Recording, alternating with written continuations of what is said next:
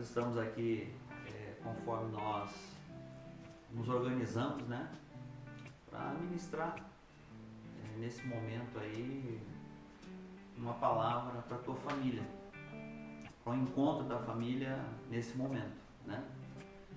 Você pode estar assistindo a qualquer momento do dia, né, esse vídeo, e que ele possa estar trazendo saúde para toda a tua família e para você como indivíduo. Amém?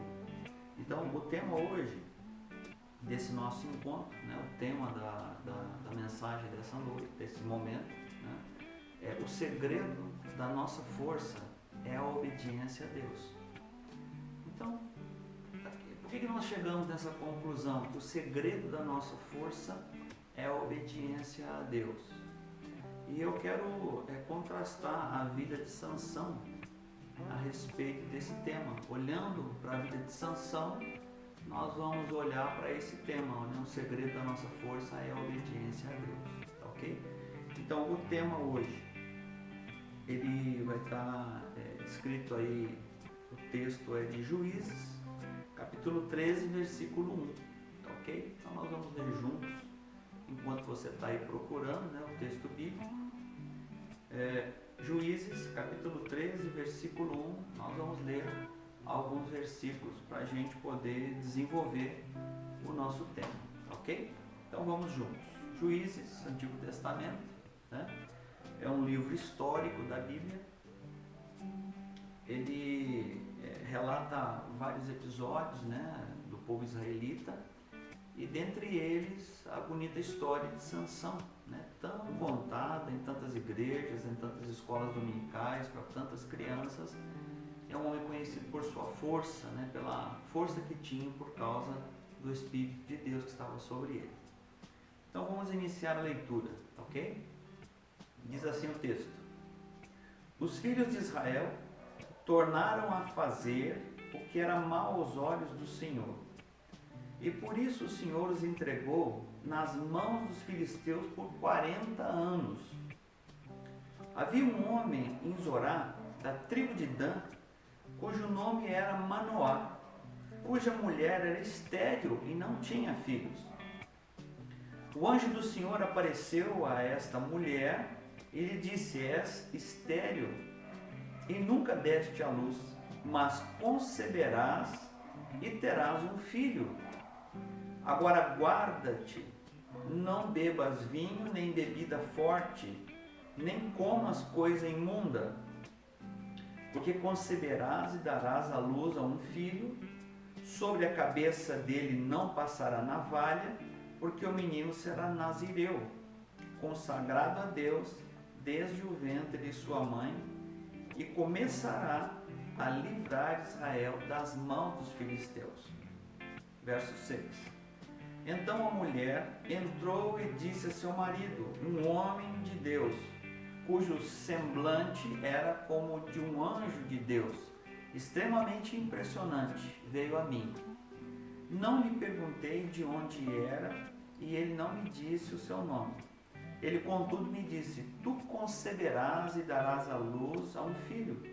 Agora, pois, não bebas vinho, nem bebida forte, não comas coisa imunda, porque o menino será nazireu, consagrado a Deus, desde o ventre de sua mãe até o dia da sua morte. Então Manoá orou ao Senhor: ah, Senhor meu, rogo-te que o homem de Deus que enviaste venha ter conosco outra vez e nos ensine o que devemos fazer ao menino que há de nascer. Deus ouviu Manoá, e o anjo de Deus veio outra vez à mulher, estando ela no campo, mas não estava com ela o seu marido Manoá.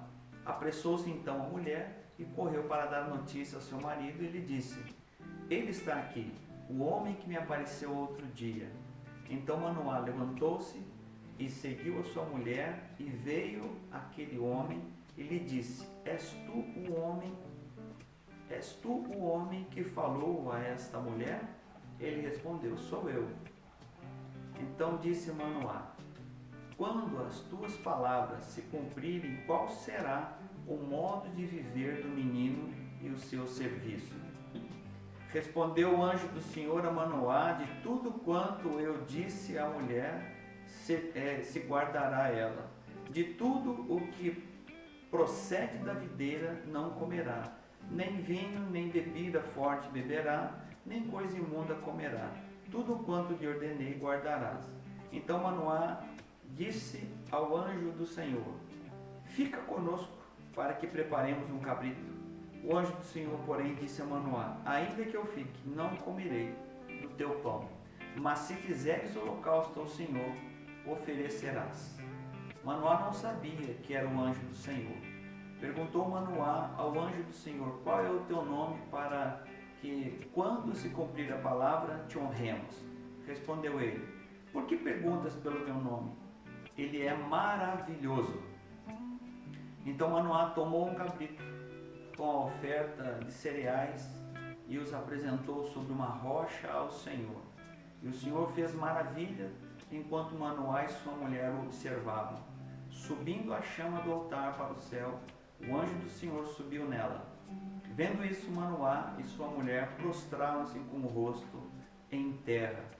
Quando o anjo do Senhor não apareceu mais a Manoá e a sua mulher, compreendeu Manoá que era o anjo do Senhor. Disse ele à sua mulher: certamente morreremos, vimos a Deus.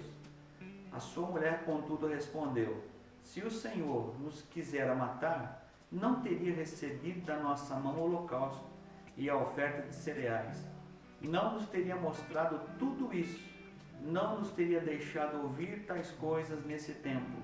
A mulher deu à luz um filho e pôs o nome de Sansão. O menino cresceu e o Senhor o abençoou, e o Espírito do Senhor começou a agir nele em Mané, Dan, entre Zorá e Estaol. Queridos, vamos orar, amém? Senhor, nós oramos nesse momento para que a Tua palavra ela seja clara e entre no nosso coração. Nós entendemos, ó Deus, que essa é uma das histórias da Tua palavra que trazem verdadeiros ensinamentos para os nossos dias. Não ficou restrito lá ao tempo de Israel, mas ela se revela uma história poderosa para os nossos dias. E nós queremos que o Senhor traga compreensão e que nós possamos aplicar as verdades desse texto também na nossa vida hoje. Deus abençoe, que cada um de nós possamos encontrar o caminho da palavra e a verdade do nosso coração nessa hora, através do Teu Espírito Santo. Amém, Senhor. Amém. Então, querido, vem comigo para esse texto, né, um texto tão bonito da palavra, que fala sobre a história de Sansão. E como introdução eu queria dizer para você que ser uma pessoa edificada nos princípios de Deus faz de você uma nova criatura. E isso deve promover mudanças do comportamento, nas suas prioridades, no seu relacionamento com Deus e com o próximo. Então nós entendemos que no tema edificação pessoal, nós estamos falando a respeito da importância do indivíduo na presença de Deus. E esse indivíduo, ele necessariamente precisa de coisas à sua volta, de situações à sua volta, que o levem à presença de Deus. A unção que estava sobre Sansão, ela estava desde o ventre da mãe, quando o anjo declarou sobre a vida daquela mulher, que era estéril, que dela nasceria um filho, e esse filho livraria a Israel da mão dos filisteus.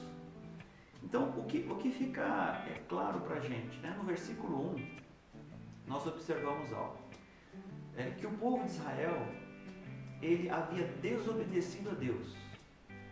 Então, essa desobediência a Deus trouxe uma consequência de que os filisteus estavam oprimindo ao povo de Israel. Então, quando a gente vai olhando, né, que nós vamos observando aí a questão dessa desobediência, nós vamos lá para um texto, né? O texto de Juízes mesmo, capítulo 13 e 1, quero ler novamente para você o que diz. Os israelitas voltaram a fazer o que o Senhor reprovara. Então, eles voltaram a fazer, significa que um dia eles fizeram aquilo, eles entraram pelo caminho de Deus e agora voltaram a fazer novamente aquilo que Deus reprovara, né? E eu trouxe aqui então um texto para a gente olhar a questão dessa reprovação de Deus. A reprovação de Deus, ela é igual desde o Éden, a respeito da obediência e desobediência. Então nós vemos que a desobediência está no topo da lista dos pecados que nos derrubam. E ela está ligada ao orgulho, como nós já falamos. O orgulho está na raiz de todo pecado. Porque o orgulho, ele está ligado à desobediência, tá bom? Então a desobediência está no topo da lista. Pois a rebeldia é como o pecado de feitiçaria e a arrogância como o mal da idolatria. Assim como você rejeitou a palavra do Senhor, ele rejeitou-o como rei. Isso foi a palavra para Saul, né? No livro de 1 Samuel, capítulo 15, versículo 23. Pois a rebeldia é como o pecado de feitiçaria e a arrogância como o mal da idolatria, né? Duas coisas que nós temos que pensar. Que a rebeldia, ou seja, a desobediência está ligada à rebeldia, a desobediência para o Senhor é como o pecado de feitiçaria. E a arrogância como o mal da idolatria. Olha o que diz em Apocalipse 22:15. Fora ficam os cães, os que praticam a feitiçaria, os que cometem imoralidades sexuais, os assassinos, os idólatras e todos os que amam e praticam a mentira. Ora, as obras da carne são manifestas e são essas: imoralidade sexual, impureza e libertinagem, idolatria e feitiçaria, ódio, discórdia, ciúmes, ira, egoísmo, dissensões, facções e inveja, embriaguez, orgias e coisas semelhantes. Eu os advirto, como antes já os adverti, que os que praticam essas coisas não herdarão o reino de Deus. Gálatas, capítulo 5, do verso 19 ao verso 21. Quando nós estamos falando a respeito de um povo que está sendo reprovado por Deus, o que nós estamos enxergando aí é exatamente o capítulo 13, versículo 1 do livro de Juízes. Um povo foi reprovado, e foi reprovado por quê?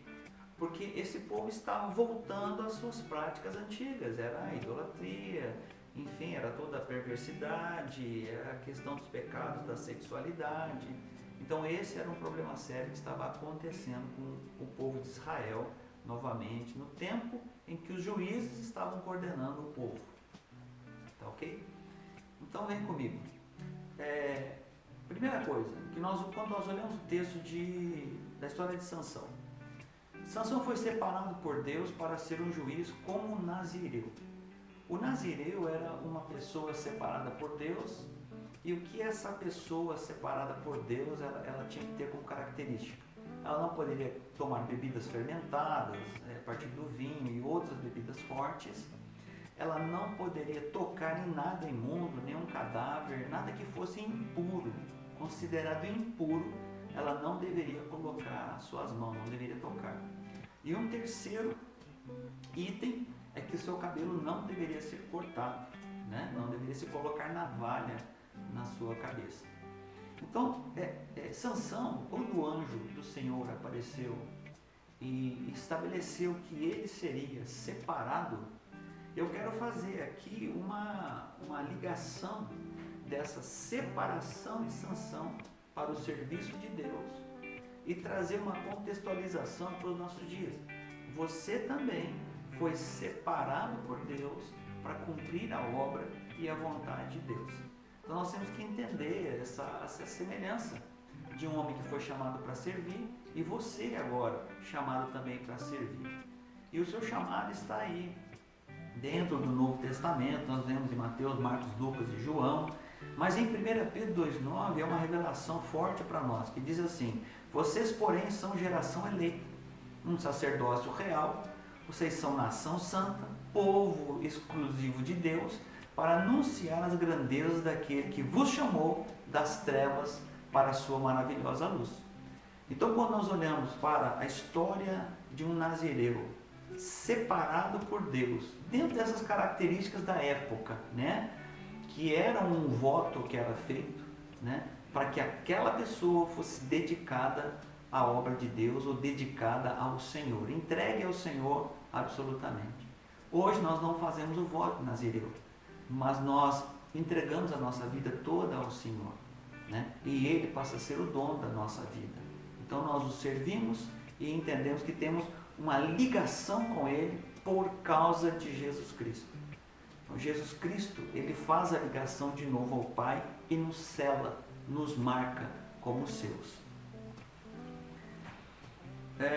Instruído para ser separado, né? Juízes 13, verso 4 e verso 5. O que nós vemos no verso 4 e verso 5?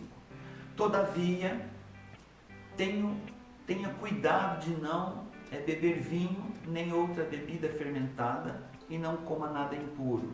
E não se passe navalha na cabeça do filho, que você vai ter como, porque o menino será nazireu, consagrado a Deus, desde o nascimento, ele iniciará a libertação de Israel das mãos dos filisteus. Então, querido, ele foi chamado para ser esse homem separado, assim como você.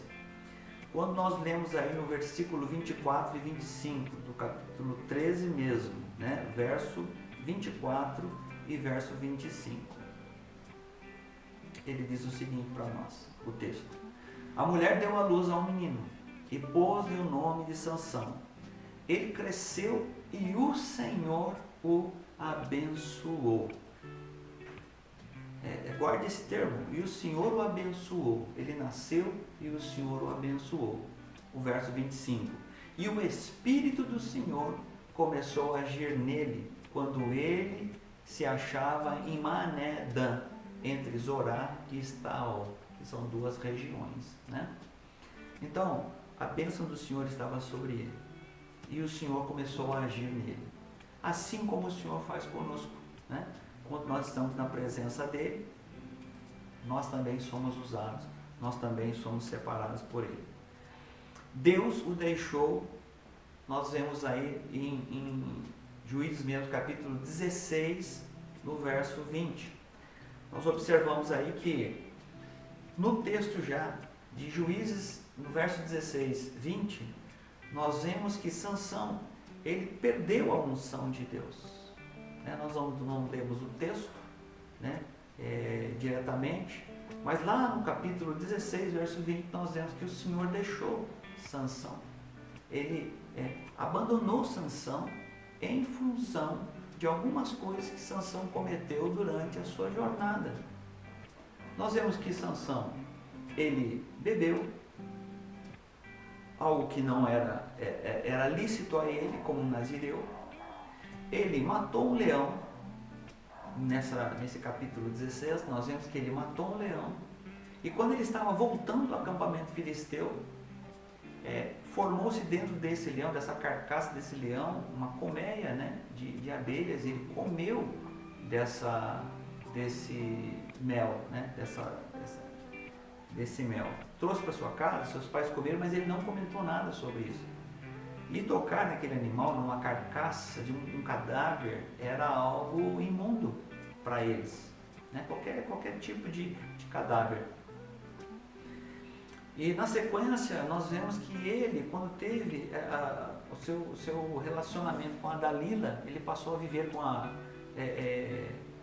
no acampamento filisteu, né? Vivendo com o inimigo. E ali tendo uma vida com a Dalila, conversando, né? Enfim, ela foi o seduzindo no sentido de entender qual era a força de Sansão. Dalila era uma pessoa dos filisteus, então ele fez uma associação com o inimigo, e além de fazer uma associação com o inimigo, ele começa a ceder, né, as suas verdades ao inimigo, ou a promessa que ele havia recebido para o seu inimigo. Foi exatamente nesse momento que ele falou para ela que a sua força estava nos seus cabelos. Ele não deveria cortar. E na verdade, Sansão já estava perdendo a sua unção no momento em que começou a quebrar os seus votos. Quebrou quando bebeu, quebrou quando tocou num animal impuro, e agora quebra o voto por conta de contar a Dalila, uma mulher filisteia, que a força estava no seu cabelo e em não tocar navalha no seu cabelo. E foi nesse exato momento que os filisteus cortaram o cabelo de Sansão e ele perdeu a sua força, ele perdeu a sua unção diante de Deus. O triste fim de Sansão foi que o Espírito de Deus o deixou e ele, no ato final, e a gente lê que ele orou a Deus e pediu que Deus desse força mais uma vez por causa dos seus olhos terem sido furados. Então a gente percebe que ele sentiu o fato de ficar cego. E com ira ele derrubou as colunas do templo e o templo veio abaixo sobre todos os adoradores ali dos filisteus. Então o que nós percebemos, queridos, é que nós precisamos enxergar o nosso caminho diante de Deus. Nós vemos que Sansão ele teve o seu caminho, a sua trajetória, desde o ventre da mãe, uma trajetória em que Deus o abençoou, o Espírito de Deus não se apartou mais de Sansão. Quando é que o Espírito se apartou de Sansão? Quando ele foi quebrando os seus votos. Ele foi apagando o Espírito Santo, o Espírito de Deus. Então, o que eu coloco para você é que nós também podemos apagar o Espírito de Deus durante a nossa trajetória. Ainda que tenhamos sido separados e ungidos e consagrados a Deus, nós não podemos deixar com que a edificação de Deus caia por terra. Uma pessoa edificada por Deus é uma pessoa que tem os seus princípios, os seus valores claros na presença de Deus. Tem um ponto que eu gostaria de salientar aqui, em Juízes mesmo, no capítulo 16, verso 28, mas o arrependimento trouxe a presença de Deus novamente. Então, quando há um arrependimento, e quando nós entendemos as verdades de Deus na nossa vida, certamente que o Espírito de Deus ele volta a agir em nós, ele está em nós, ele pode estar apagado por causa das nossas ações, mas o Espírito de Deus em nós traz novamente a presença de Deus e a unção que foi delegada a nós. Cristo nos chamou para viver uma vida de vitória na presença de Deus. Obedecer é um princípio, permanecer em Cristo é outro princípio, e viver para cumprir o seu propósito é a razão da nossa existência. Então, queridos, eu gostaria de colocar isso para você e dizer nesse momento, adorar, ter comunhão com Deus, discipular, servir a Deus, fazer a missão cristã, fazem parte da nossa história. Como conclusão desse pequeno pensamento, dessa pequena reflexão, nascemos e fomos separados para viver pelo Senhor e para o Senhor. Esse procedimento traz às nossas vidas razão para a nossa existência. Entender que a unção de Deus ela faz parte da nossa história. Eu vou ler para você, só vou apenas ler alguns trechos da palavra que vai trazer para você a edificação a partir do momento em que nós somos separados, em que nós somos ungidos. Esses textos vão trazer para você a importância da unção do Espírito Santo. 1 João capítulo 2, 1 de João, capítulo 2, versículo 20 nos diz: mas vocês têm uma unção que procede do Santo, ou do Santo Espírito, e todos vocês têm conhecimento. Então o conhecimento e a unção vêm do Espírito Santo. E o texto está dizendo, mas vocês têm uma unção que procede do Espírito Santo, e todos vocês têm conhecimento. Então conhecimento e unção fazem a diferença na nossa edificação. Quando nós lemos aqui em Lucas 24, 49, eu lhes envio a promessa de meu Pai, mas fiquem na cidade até serem revestidos do poder do alto. Unção é o derramar desse poder que desce de cima. Então a unção vem de Deus. É de Deus que nós recebemos a unção.